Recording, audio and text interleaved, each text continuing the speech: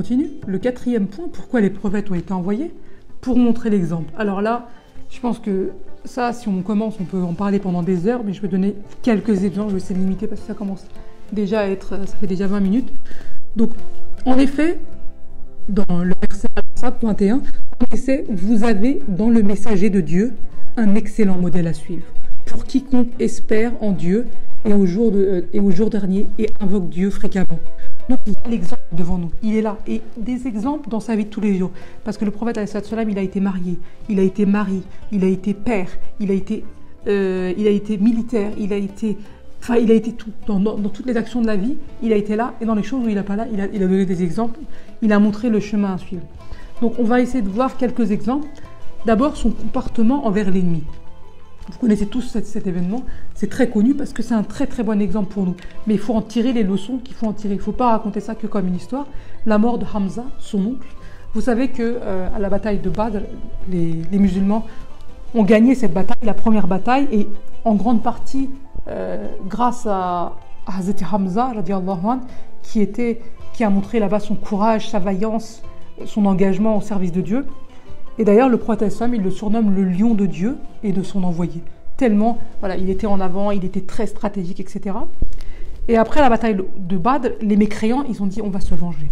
Et notamment, on va se venger de Hamza ibn Abi Talib parce que c'est lui le meneur, c'est lui qui a la stratégie, etc. Et donc, ils engagent, ils décident, voilà, ils tissent un complot entre eux, ils organisent tout ça. Ils prennent un de leurs esclaves, un Abyssinien qui s'appelle Warshi, et qui est très bon au lancer de javelot, qui rate rarement sa cible.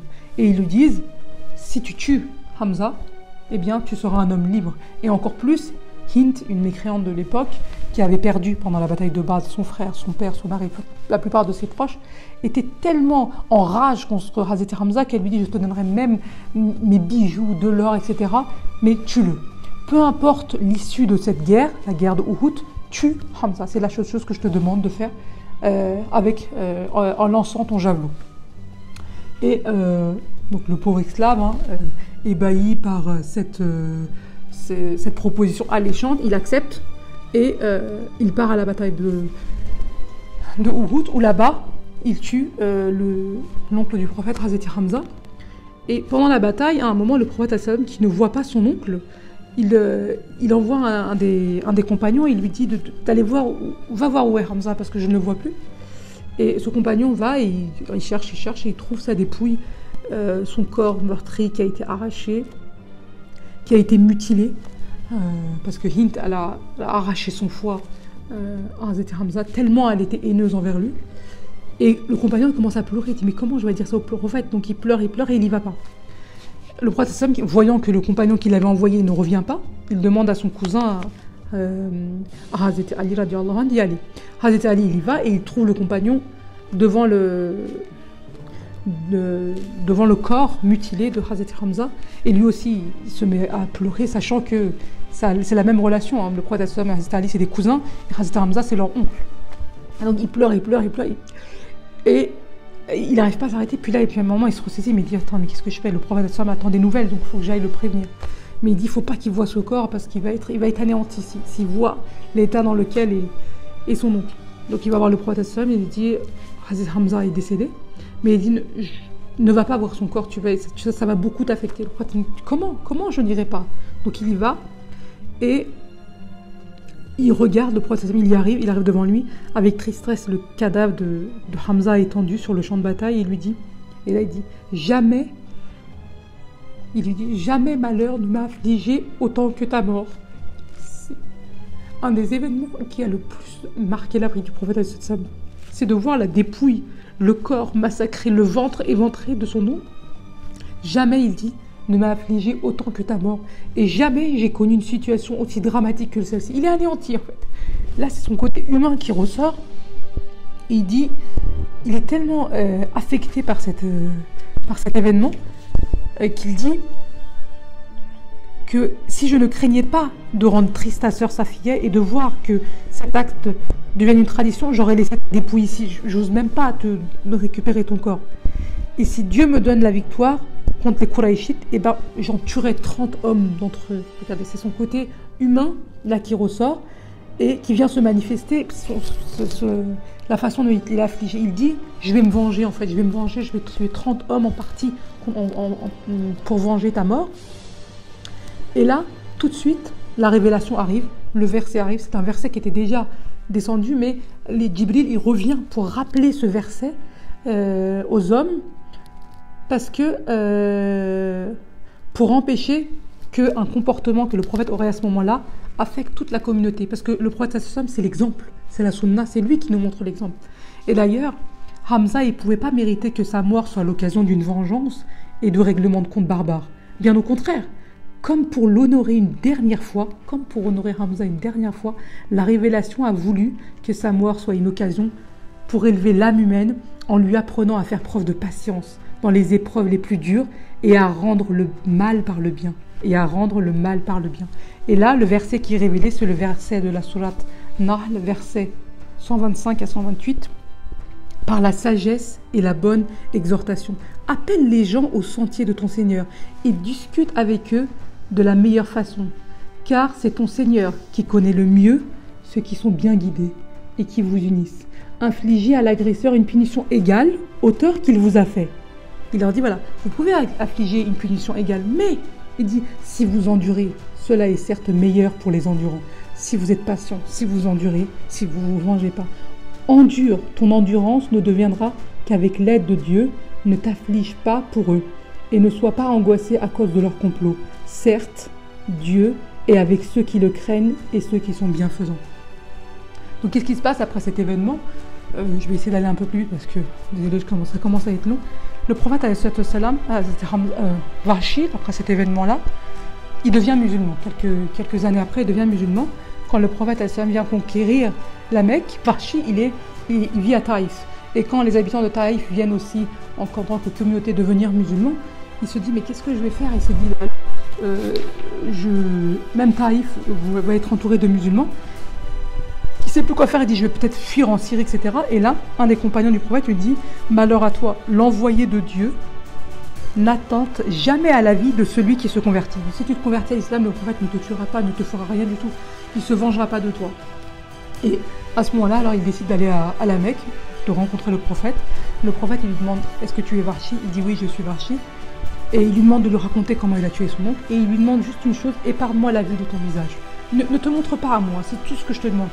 Il aurait pu se manger, il aurait pu faire des choses, mais non, c'est tout ce qu'il fait. Maintenant, regardez-nous dans notre vie. Quand on a quelqu'un avec qui on ne s'entend pas, on a un ennemi, une personne, et bien toute sa famille devient ennemie.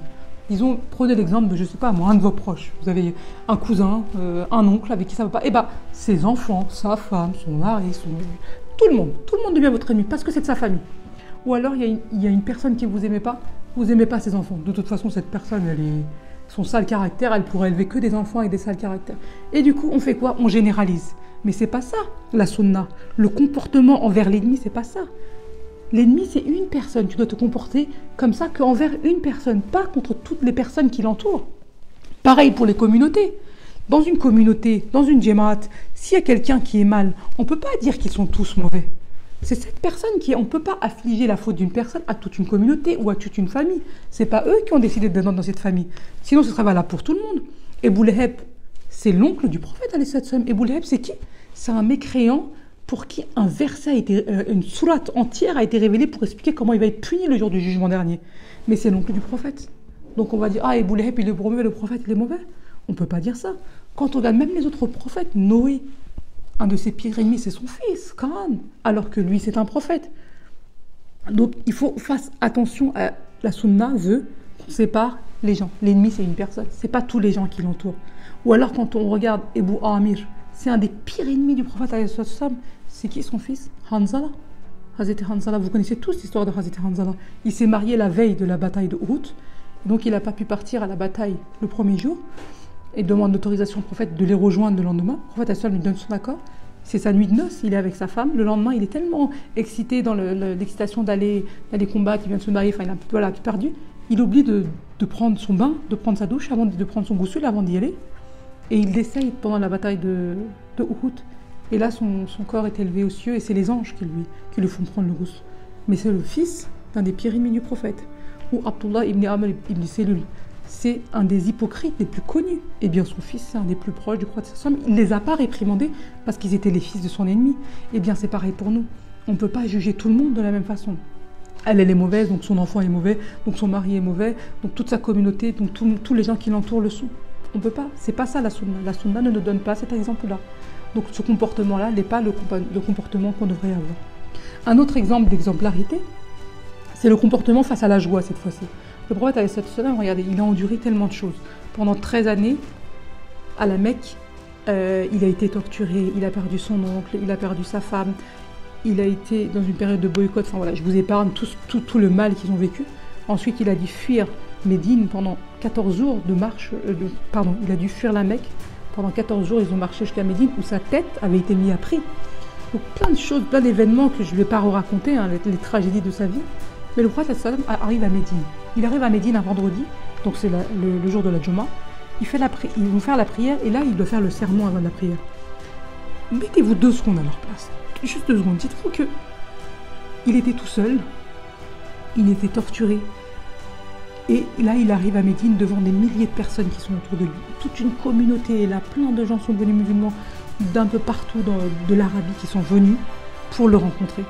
Qu'est-ce qu'il aurait pu faire? Qu'est-ce qu'aurait fait n'importe qui?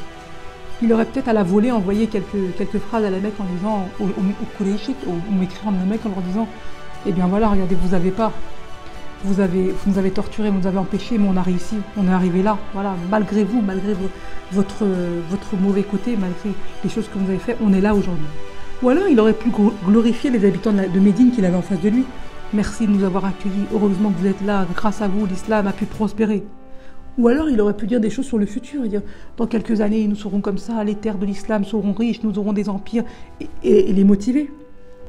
Mais il n'a fait aucun de cela.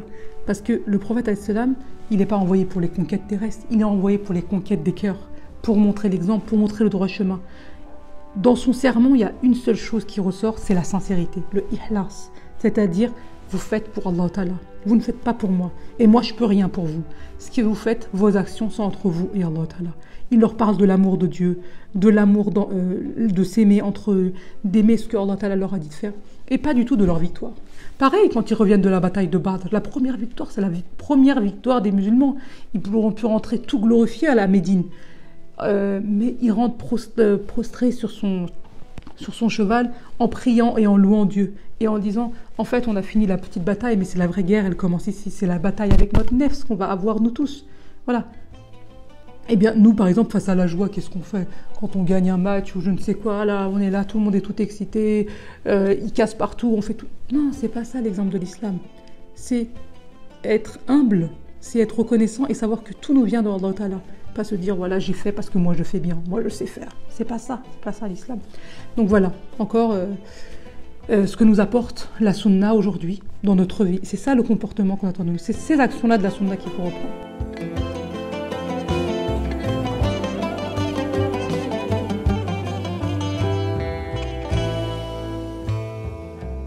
Progressivement à la fin. Le 5e point, c'est pour établir, et je pense que c'est peut-être le plus important, établir l'équilibre entre les deux mondes, entre ce monde et le Ahira.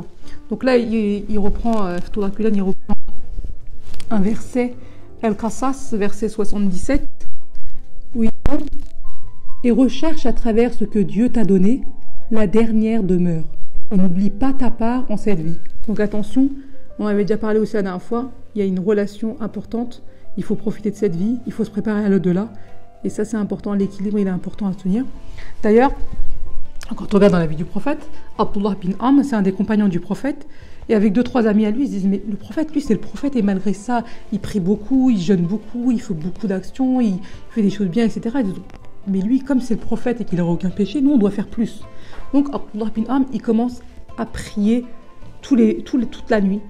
Toute la nuit, il prie et tous les jours, il jeûne. Et du coup, cette situation contrarie son épouse et sa famille. Et elle va voir le prophète en disant « J'aime mon mari, c'est quelqu'un de bien, c'est quelqu'un de généreux, de gentil, etc. Mais, par contre, je ne le vois jamais. La nuit, il prie, le jour, il jeûne. Donc, je ne passe aucun moment avec lui. » Et le prophète, il l'appelle, il lui dit Oh Abdullah, est-ce que c'est ça l'exemple que moi je te donnais? Est-ce que moi je me comporte comme moi, je suis l'exemple pour vous? C'est moi qui vous montre l'équilibre. Et lui, il lui répond, oui, mais toi tu es le prophète. Toi tu es déjà. Nous, on doit faire forcément plus que toi. Il dit, non, moi je suis là pour vous montrer l'équilibre à atteindre, l'équilibre. Vous ne devez pas faire plus. Et donc voilà, il nous montre ici que on doit faire, mais on ne doit pas non plus en faire trop. On ne peut pas se consacrer que à l'au-delà. On doit trouver l'équilibre. Et d'ailleurs, les gens qui sont... Même dans l'islam, il faut trouver l'équilibre quand on apprend les choses. Dans l'islam, il y a des extrêmes. On ne doit pas aller aux extrêmes, on doit rester dans le juste milieu.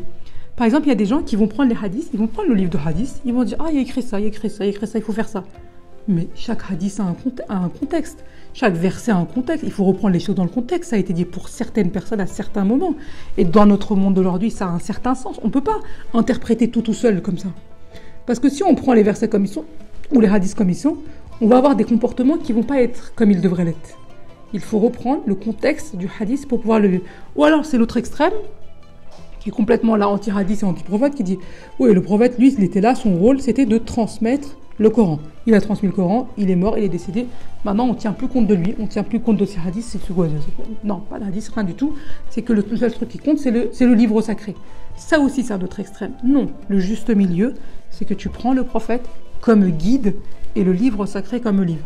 Mais tu prends tout ça en tenant compte du contexte dans lequel ils ont été envoyés, à quel type de personnes ils ont été transmises, et pourquoi? Pour pouvoir le vivre toi-même. Un autre exemple d'équilibre, le prophète, il a inculqué ses principes fondamentaux à tous ses compagnons, et d'ailleurs, pour donner un exemple sur ça, un jour, lors de la rupture du jeûne du Ramadan, Abu Bakr, quand il était calife, on lui apporta un verre d'eau, et il but une gorgée de l'eau, et là, il éclata en sanglots, il pleurait. Il s'arrêtait de boire et il pleurait. Et là, les autres compagnons, mais qu'est-ce qui se passe? Pourquoi tu as réagi comme ça? Pourquoi tu pleures?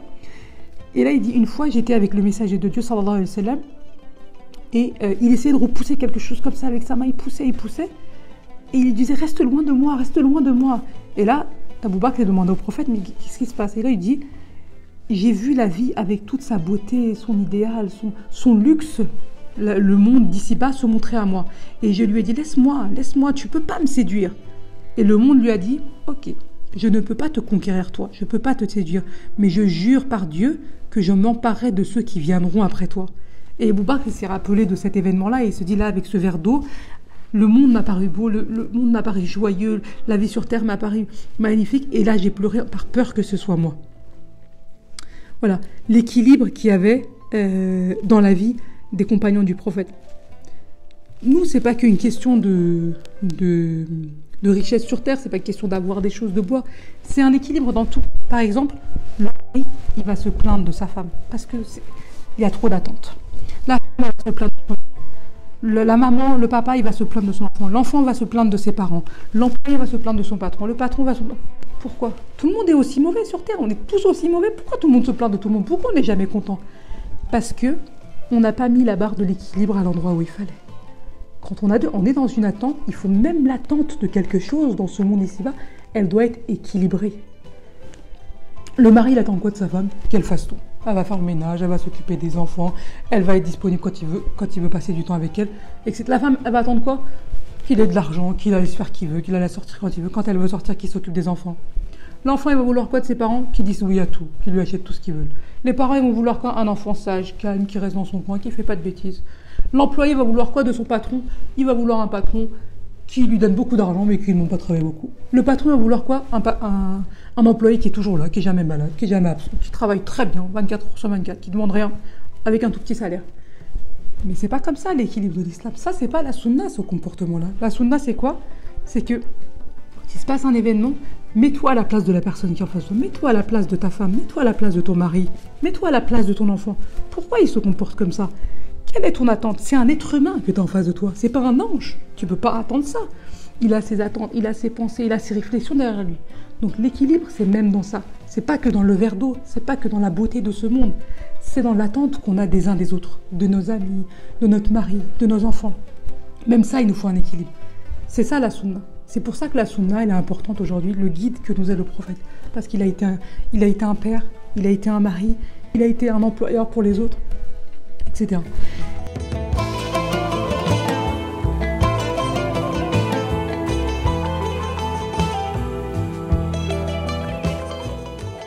Et le dernier point, que je ne vais pas détailler, je vais juste le citer, c'est que les prophètes ont été envoyés pour être les témoins de Dieu. Et là, le verset, c'est An-Nisa 165. Tous ces prophètes ont eu pour mission d'annoncer la bonne nouvelle aux hommes et les avertir. Donc, c'est quoi leur mission? D'annoncer la bonne nouvelle et les avertir, afin qu'il n'ait qu'une fois la mission des prophètes accomplie, aucune excuse à invoquer devant Dieu. Dieu est puissant et sage. Donc là, ça nous ferme toutes les portes de l'objection.